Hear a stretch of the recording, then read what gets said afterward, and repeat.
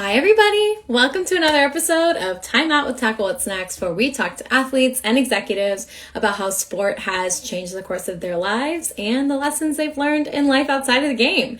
I'm your host, Danielle Berman, and I really appreciate you guys taking time out with us tonight.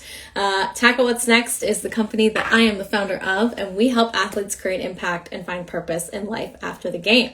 So again, thanks for being here. Thanks for taking the time out with us. Today we are talking to Jeermal Sylvester. Jeermal is the CEO and founder of Beauty for Ashes, where he works as a motivational speaker, a life coach, a certified adverse childhood experience master trainer as well. He's an Amazon #1 best-selling author and an ex-pro athlete who regularly shares his story of overcoming trauma and adversity to help those people he works with move from where they are right now to where they want to be.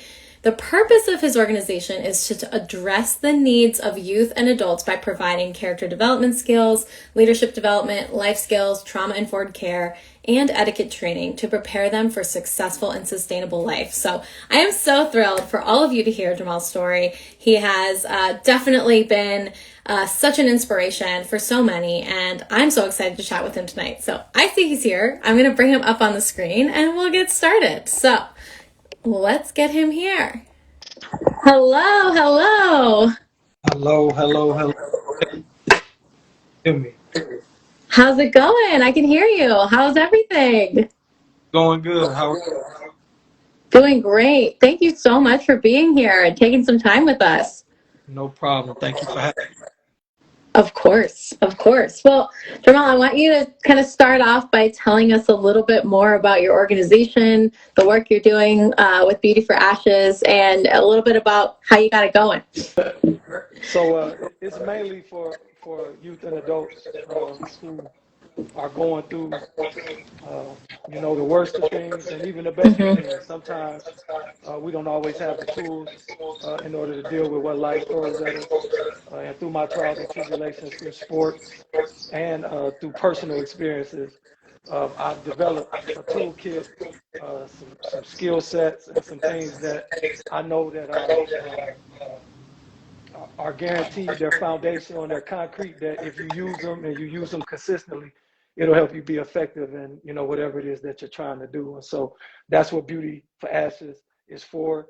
It's based off of the scripture, Isaiah 61, 1 and 3. And mainly the ashes are the trials and tribulations and the adversities that people have to go through in order to see the beauty. And that's what my life has consisted of. I've seen and done a lot of great things, but oftentimes I had to go through some stuff, whether it was self-inflicted or it was just a part of my assignment. I had to go through it, and there was always beauty on the other side of it. And so, as I stated earlier, I used to define resiliency as being able to bounce back, but over the last 5 to 10 years, I redefined that definition, and for me, it's the ability to bounce forward. Because if I only bounce back from the thing that knocked me down, then I only bounce back to that thing that knocked me down. And so I want to learn from what knocked me down so that I can move forward, so that I could do the things that I want to do in life. I love it. No, it's so important. And you mentioned your journey a little bit. So I want to start with talking a little bit about that journey. So let's start back at the beginning. I want to start, you're a young kid, you're interested in sports. What is the first sport you played? Do you remember what sport that was? And then how did you end up in the basketball world? It was football. So I'm from Chicago. So to all my Chicagoans out there, I'm Chicago born. South Bend, Indiana raised, but Walter Payton was my idol growing up. Before Mike, it was Walter, and Walter was it in the city of Chicago. And so I wanted to be sweetness, and so I played football consistently. I was a thin kid, short, but growing up in Chicago, you learn how to be rough, you learn how to survive, and so football was it for me. And it wasn't until I moved to Indiana and to stay with my second mom, my aunt Denise Sylvester, may she rest in peace. But I grew 6 inches in the summer. And of course, someone handed me the basketball, like, hey man, you're not gonna be walking around here, the tallest person in the neighborhood, and not know how to play basketball. And so his name is Andre Owens. I love him, he's my cousin. And he created a monster, because once I picked that round orange thing up. I fell in love with it, and I began to put my everything into it. It afforded me some opportunities. It afforded me an opportunity to go to college. It afforded me an opportunity to play basketball professionally overseas. And so while basketball, I've had some bad things happen with basketball. Basketball has given me so much more than what some would think that it may have hurt me. So I'm appreciative of what the game gave me, and I just try to give it back, whether that's training, whether that's sharing my story, whether that's being a mentor or coach, because I know that oftentimes you get to college, we all have an expectation. I was an Indiana All-Star, so I thought that I was going to be the man when I got to school. I thought that I was going to score all of these points. And I didn't realize that it's only one basketball and everybody else on the team was the man on their team. And so you have to navigate that and you have to figure that thing out. And so I did a lot of assistant coaching during my time in college because I came in with the wrong mentality and the wrong mindset. And I didn't truly understand what it means to be a student athlete. I was an athlete. I didn't want to be a student. I just wanted to play basketball. And I suffered. I missed a lot of basketball. I got kicked off the team. I got suspended, all because I didn't come into college with the right mindset. And what I learned after I was done playing was, as a senior in high school, I should have been preparing to be a freshman in college. Typically what happens is you go into college with a senior in high school mentality when you should be a freshman, and that stuff don't mesh. And so coaches are not going to deal with that. They're not going to put up with that. They're not going to pamper you. They're not going to pacify what happened in high school and those things that you were used to. All of those things change when you get to college. And because I wasn't ready for that, I was ready as an athlete. I could play with anybody, but I wasn't ready to take on all the other things, that student piece of it, and those things that come with being a student athlete. And so I suffered greatly along with some of my teammates. But for me, I wasn't ready. I was ready to play, but I wasn't ready to stay. Yeah, I appreciate you sharing that because I can't imagine you're the only person that's experienced that transition from high school to college where they were the big guy on campus and then became another fish in the pond, right? And I loved the mindset of I should have been preparing to be a freshman in college. And the idea of a student athlete, right? It's all encompassing, right? Being a student athlete is time consuming. And it sounds like basketball taught you a lot of hard lessons, but it also gave you a lot of powerful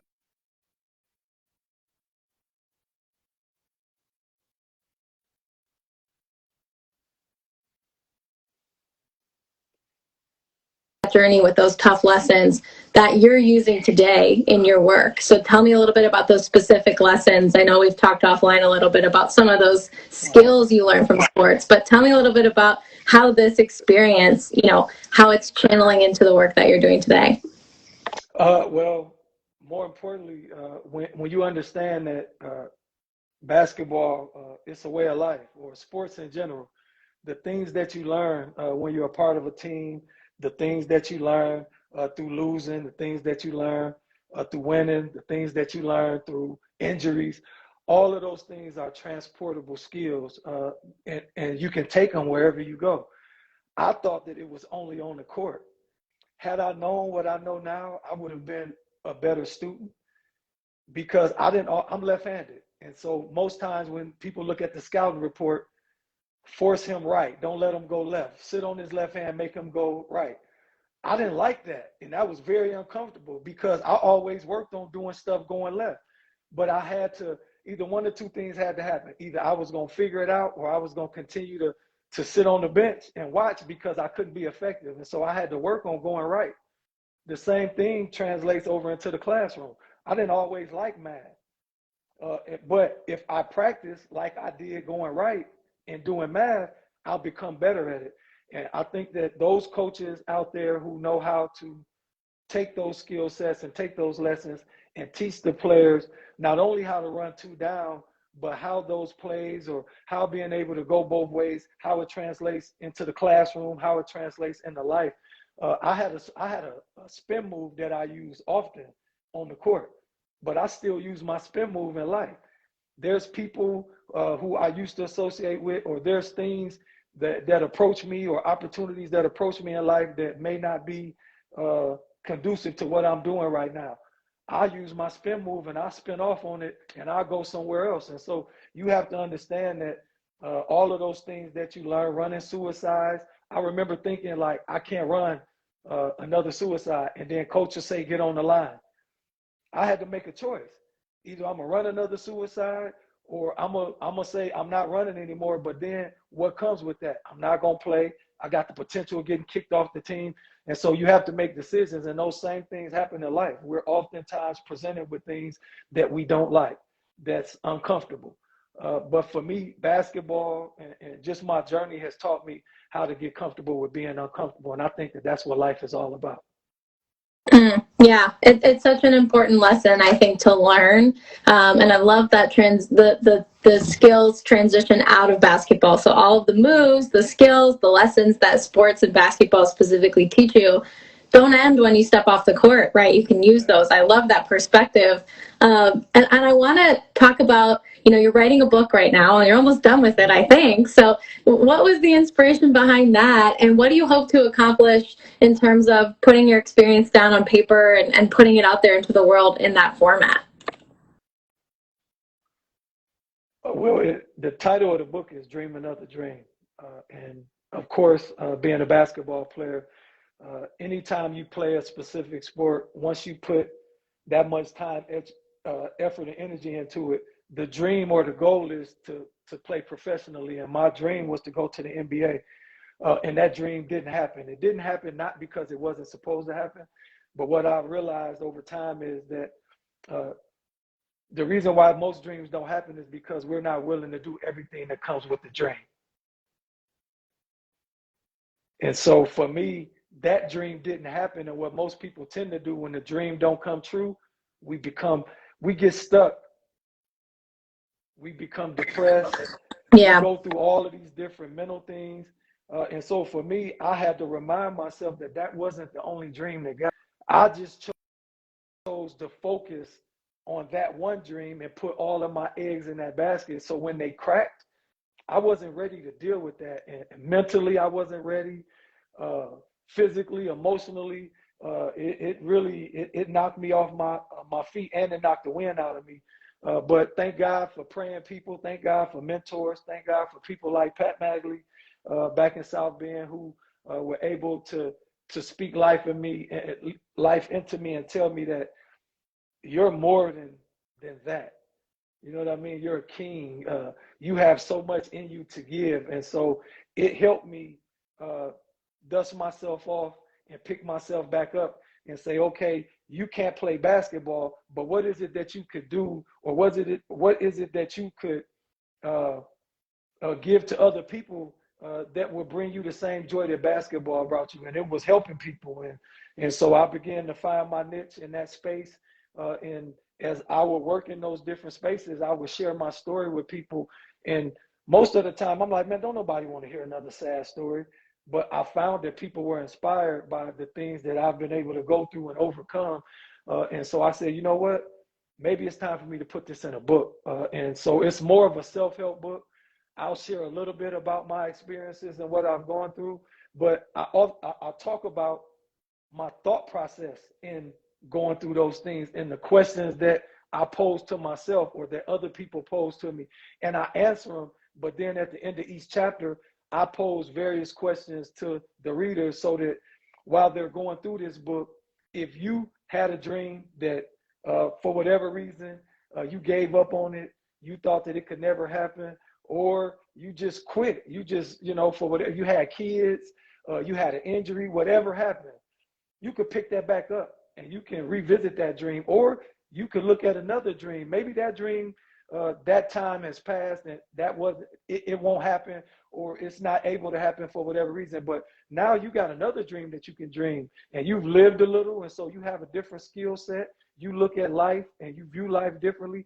And so let's look at a new dream. And then as we go through the book, by the end of the book, hopefully my goal is that you either revisited that dream or you started a new dream, and you have the tools because you've talked talked through it as you read through the book. You've talked through what you need to do, how you need to do it, because we're going to address those things that typically we run into things that we're repeat offenders. We keep running into those issues and they keep happening, and they're going to keep happening until we address why we can't push through that or why we can't overcome that. And so my goal is to help people get through those things and kind of get to, as you stated in the beginning, my job is to help you get from where you are to where you want to be. And my hope is that Dream Another Dream will help people do that.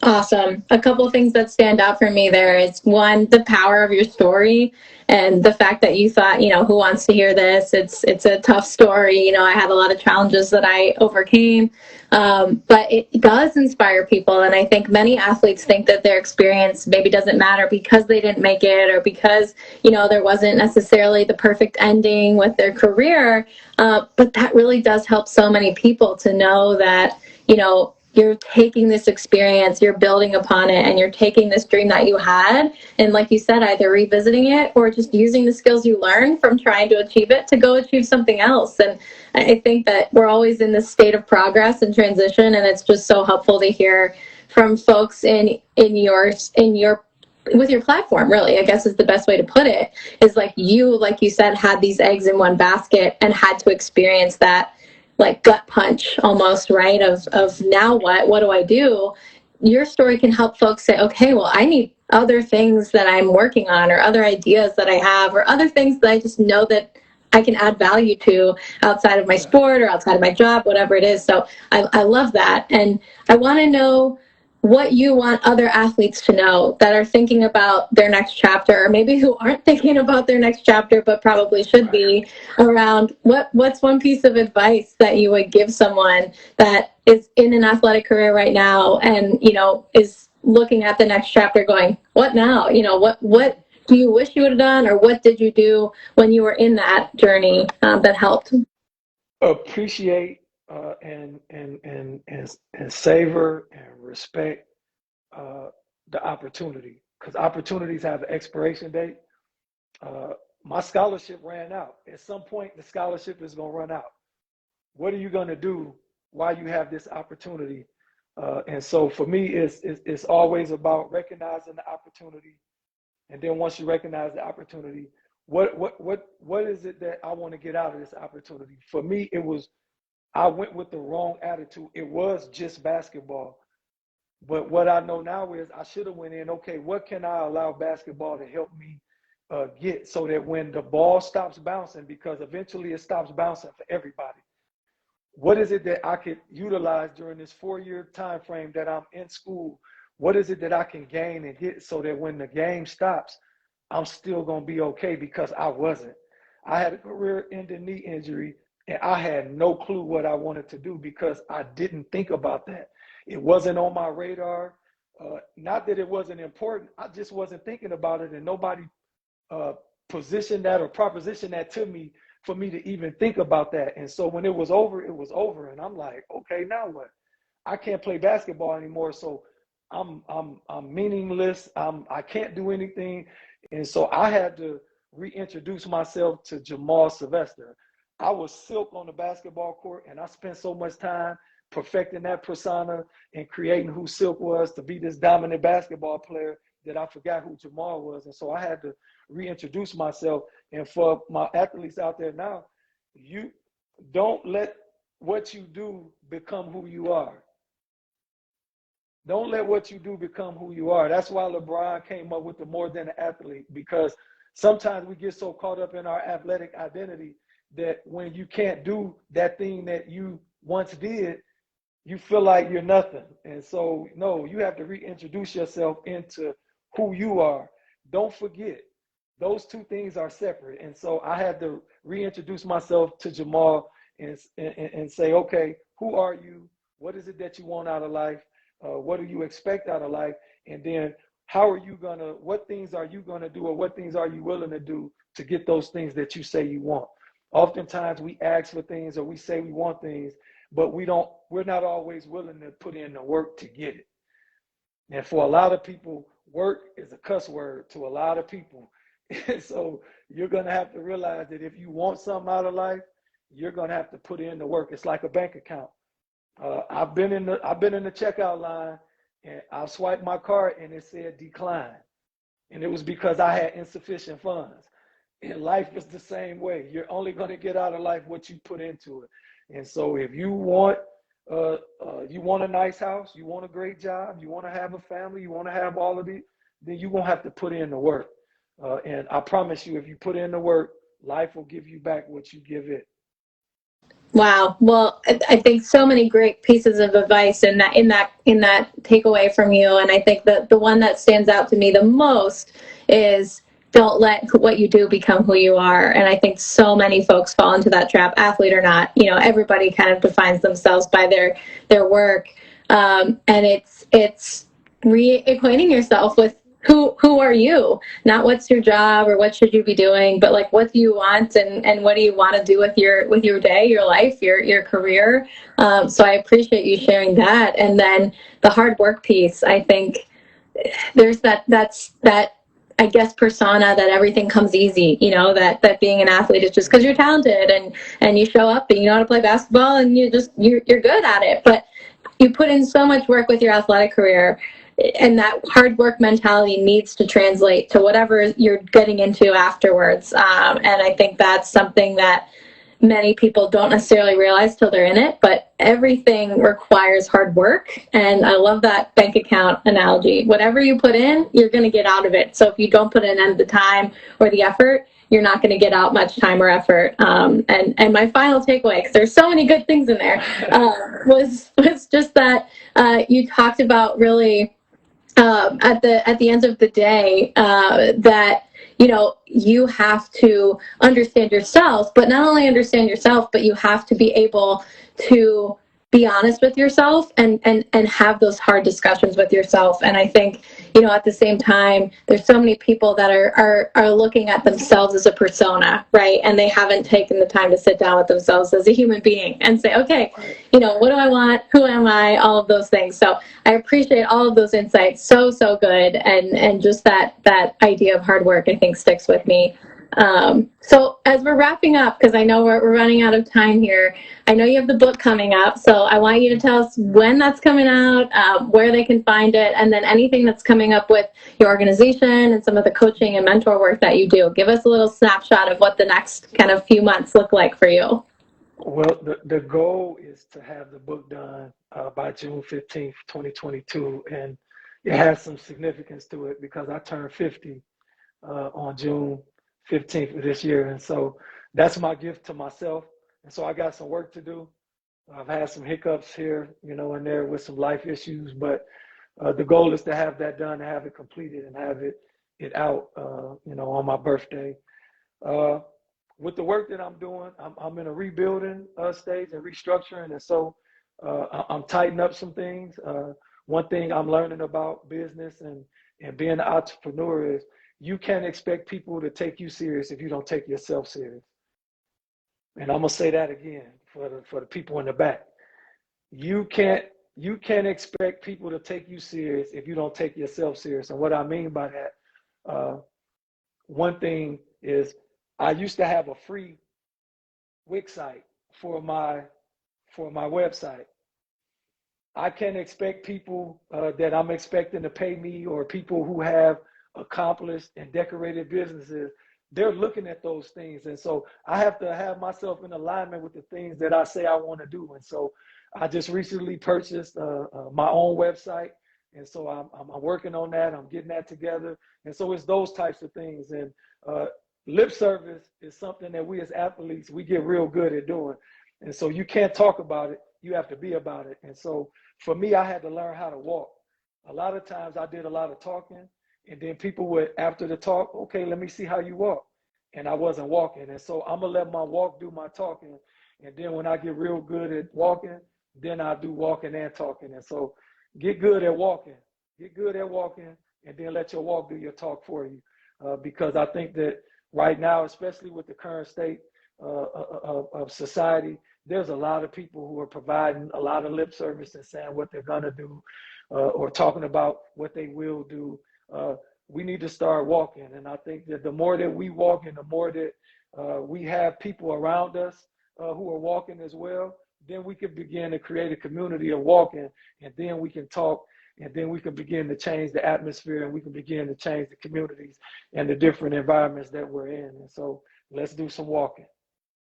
I love it. I 100% agree. It's about doing it versus talking about doing it. And I love that the nugget that you just gave around you have to invest in yourself and take yourself seriously if you expect other people to do that. So kudos to you on the website. I know it's a big undertaking. We have our own website too, so I understand. There's a lot of work that goes into having your own organization, and to your point, the more time, back to your earlier point, that you put in, the more you're going to get out of it, and the more investment you put in terms of time and effort, not necessarily money, but time and effort, you get more out of it. So it's so important to understand that a business, a new job, a new career path, whatever it is going to take that investment, and that if you want people to take you serious, I love that line. You have to take yourself serious, believe you can do it, and 100%.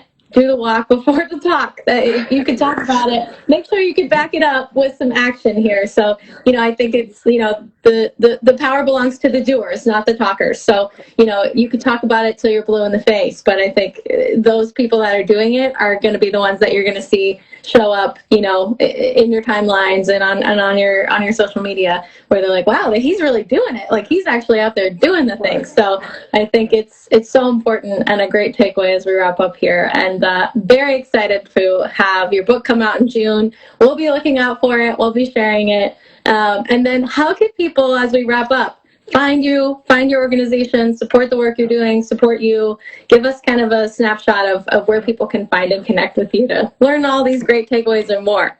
Right. Well, you can catch me here on IG at Mr_me_TOO_ND.